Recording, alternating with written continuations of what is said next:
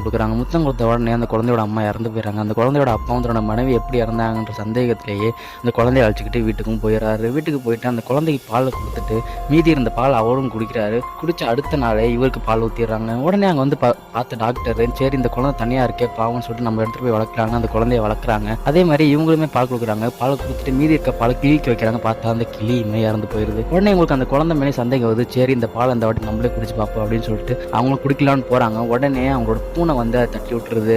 பார்த்தா உடனே இடி இடிக்குது. இடி இடிச்ச உடனே அந்த குழந்தையும் 4 வயசு குழந்தை மாதிரி உடனே வளர்ந்துருது. உடனே அந்த குழந்தைய எடுத்துட்டு போய் ரிசர்ச் பண்ண பார்க்குறாங்க. அப்போதான் தெரிய வருது இந்த குழந்தை இடி இடிச்சப்போ பிறந்ததுனால ஒரு வாட்டி இடி இடிக்கும் போது வேகமாக வளர ஆரம்பிப்பான் அப்படின்ட்டு. அவங்க கணிச்ச மாதிரியே நாள் பெஞ்ச மழையில இவன் 20 வயசு பையன் மாதிரியே வளர்ந்துடுறான். வளர்ந்த உடனே இங்கே ரிசர்ச் பண்ணுறது எதுவும் பிடிக்காம அவன் ஓடி போயிடறான். ஓடி போய் அங்கே ஒரு பொண்ணையும் பார்க்குறான். அந்த பொண்ணை பார்த்த உடனே இவனுக்கு லவ் இருந்தது. உடனே அந்த பொண்ணையும் கிஸ் பண்ணுறான். அதுவே அந்த பொண்ணோட கடைசி கிஸ்ஸாக மாற்றி அந்த பொண்ணு அடுத்து என்ன நடந்து தெரிஞ்சுக்கலாம். சேனலை மறக்காம சப்ஸ்கிரைப் பண்ணிக்கோங்க.